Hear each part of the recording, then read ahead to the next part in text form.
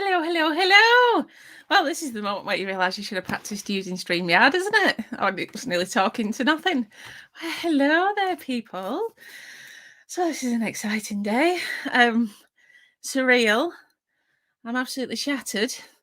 I don't think I've slept for days, but how exciting, because today is the launch day officially out, which all seems weird when it's been on pre-order and stuff, and I've been telling people it's here, but no, it's actually here.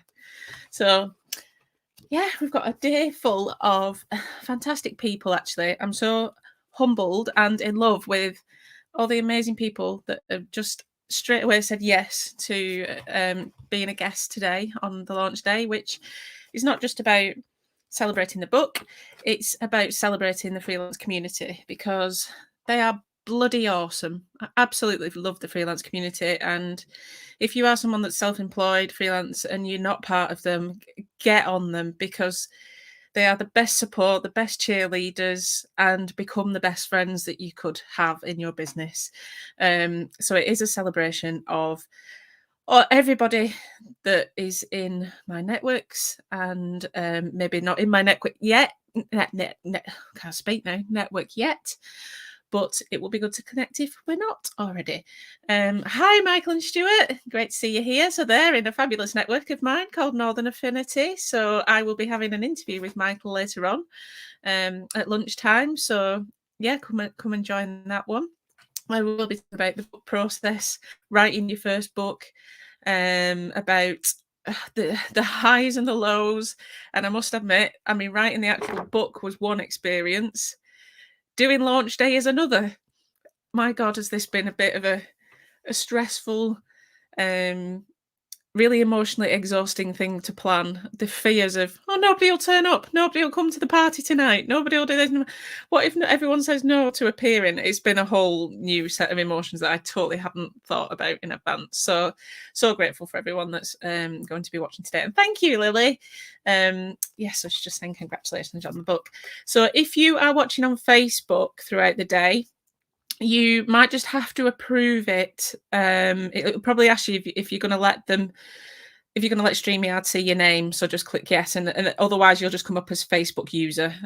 So I might not know who you are, but yeah, if you are on there and you're happy to, just click that you're okay with that. So like I say, we've got a fabulous lineup of events. If you want to see what things are going on, go to fallingofftheladder.com/launch. And all the sessions are on there, with links to the YouTube, the LinkedIn, and the Facebook page for whichever one is your poison of choice to watch on. And it's just the 2 evening events that you need to register for. So that's the launch party tonight, where we're going to be having a game of bullshit bingo, which is a game I totally created when I worked at HMRC, which was full of jargon. And I'm going to be making quite a tit of myself with a second round of the quiz, and then there will be a music quiz round. So it's just a bit of fun, really relaxed. Come in your pajamas, get dolled up, have wine, have a brew, whatever is your choice. But it'd be great to see some of you come along. So just register on Eventbrite for that. And like I say, the link is at fallingofftheladder.com/launch. What was the other thing? So yes, so the book, if you want the colour version, full colour inside, which my designer Hannah Beatrice has done a beautiful job of. So it's all colour throughout, and even like all your journal pages and all the icons and things like that. That is at fallingofftheladder.com. And that's only available on there. If you just want the standard edition, voice is going already. This is a good sign, isn't it? Standard edition has gone live on Amazon today. Now, because of the way Amazon works, I had a panic at 5:30 this morning. It's showing us a higher price because Book Depository have gone in at a higher price to sell it. So if you just click underneath where it says £14 or something at the moment and click new, you'll be able to get it for the £12.99 that it should be listed on Amazon. So don't go in there thinking, oh, the price has gone up from what I've been banging on about for the last few weeks. Just click on the little link, the blue links underneath, and you'll see Amazon's listing and a couple of others actually. So Jonathan saying, morning Helen, what's the adrenaline level like? Good luck with the holiday. I think I've been running on adrenaline for at least a week already. And to be honest, if you'd seen me 2 minutes before I clicked live, I was honestly, I was just like, oh, but now it's kicking in. We're going for it. And it's going to be adrenaline and Prosecco fueling me the way through today, tomorrow. And then the end of the week, I have to go to London for an awards ceremony. So, which I don't know if I've won yet, but we're going and yeah, having some fun. So it's going to be adrenaline all week. I'll crash next week. But yeah, colour version on my website. The standard edition and the ebook edition are live on Amazon. I'm hoping they'll be on bookshop.org soon. It should have been up by now, but we'll see what's going on with that. Yeah, and that's that. Let me just check my list. I have to have lists, you see. Yeah, but there's loads of things going to be coming up in the future as well. So I'm going to be doing a bit of a book club where you can like work along with me through the book. I'm going to be doing some webinars and things like some live journaling sessions to help you work on some of the topics in the book. And I do have a mentorship scheme if anybody is interested in that. And the details are on the Falling Off the Ladder website as well. But otherwise, I'm going to try and do a bit of a reading, which I'm terrified of this bit. And I did record one, but then I watched it last night and was like, don't like that one.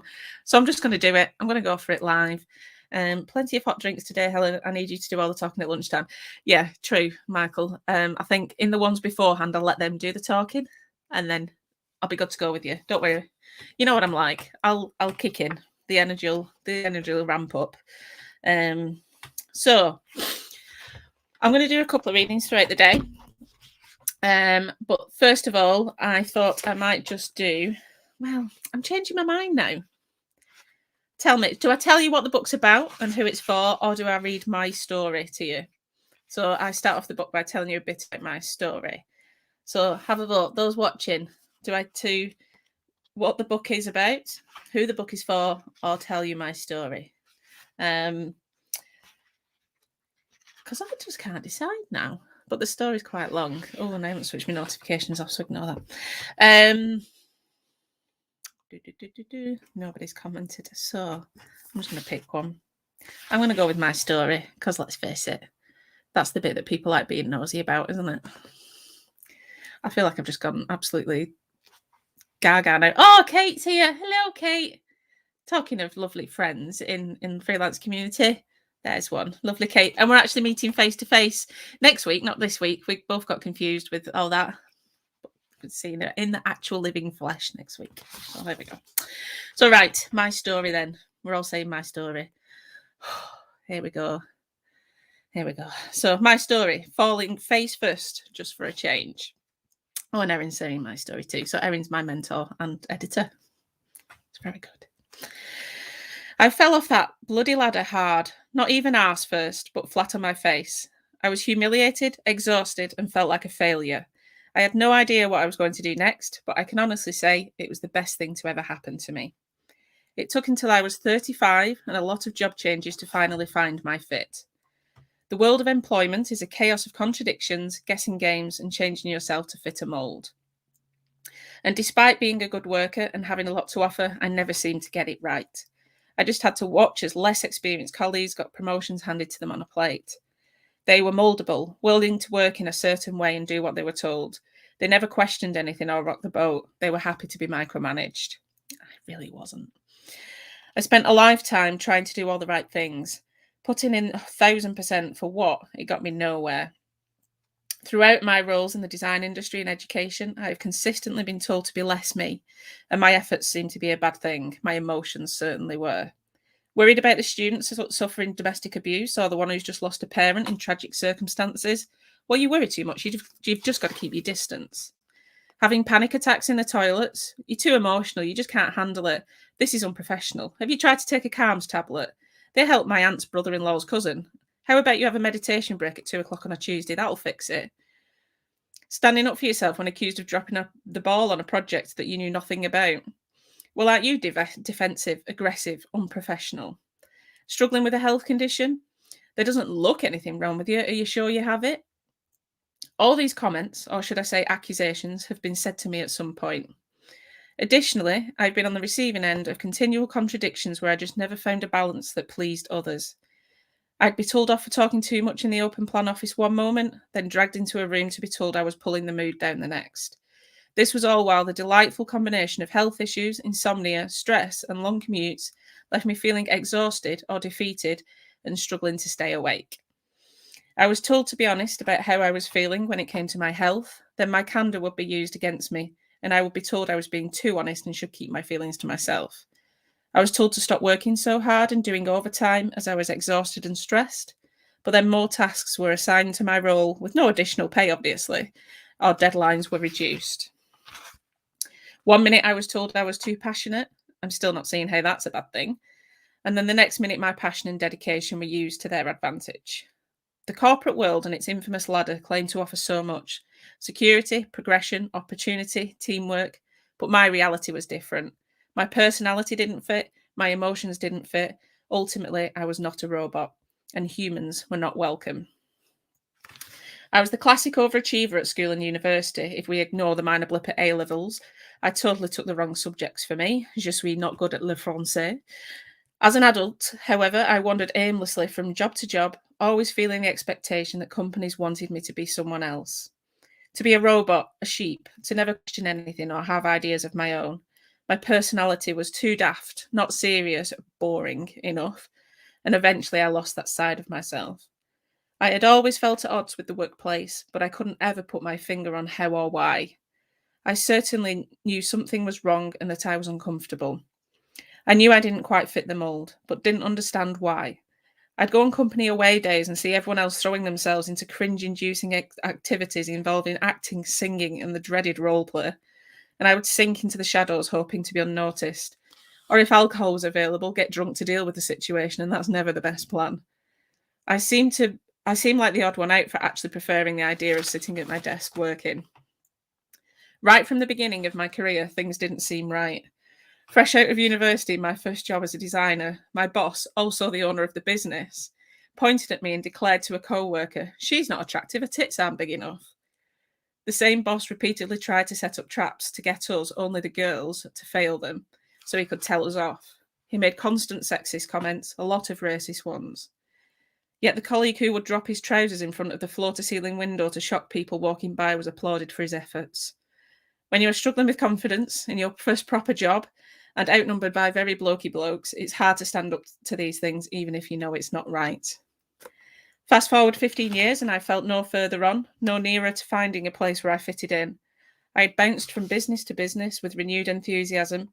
I got my hopes up each time, only to realise that nothing ever changed. You can change the office, but you can't change the culture of work. It had gotten to the point where I felt truly lost, alone, and confused. I knew that I knew my stuff, that I was a bloody hard worker, but what was it all for? I was hitting roadblocks at every turn. I'm trying to decide I don't know what to read anymore. Yeah, we'll go on it. I no longer saw the point in giving my all. I couldn't stop. But I couldn't stop. It isn't in me to do half a job or to not care. I couldn't just switch off the ambition, determination, or passion. I started to feel completely defeated, constantly plagued by thoughts that I should be somewhere further in my career. I should be higher up the ladder. I should know what I want to do. But I didn't, and I wasn't.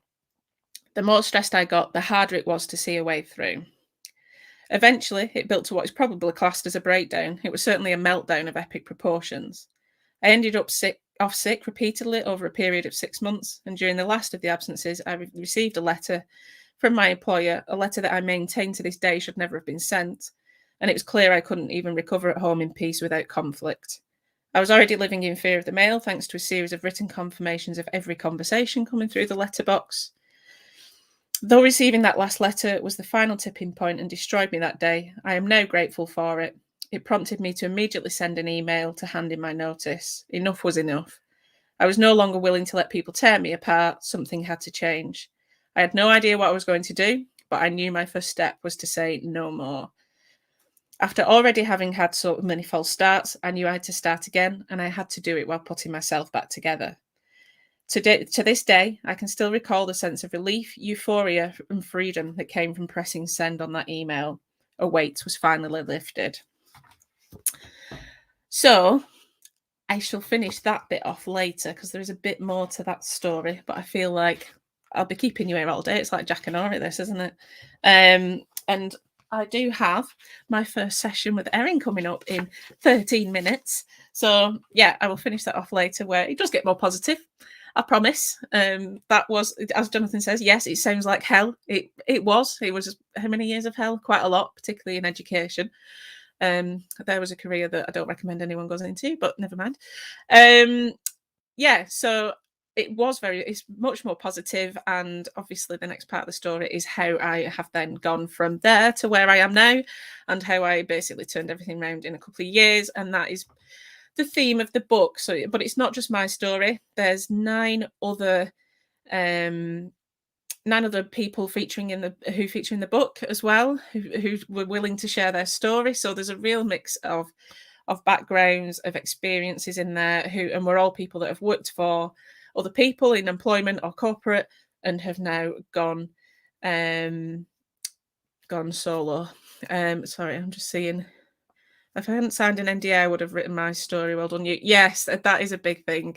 The NDAs, particularly if you've left someone happy, that they will make you sign such things. And I've just realised there is a way of flicking the comments up. I need to work out how to do that, don't I? Oh, there we go. Hey, incredible. Good on you for being so open and for bouncing to where you are now. Thank you, Stuart. That's lovely.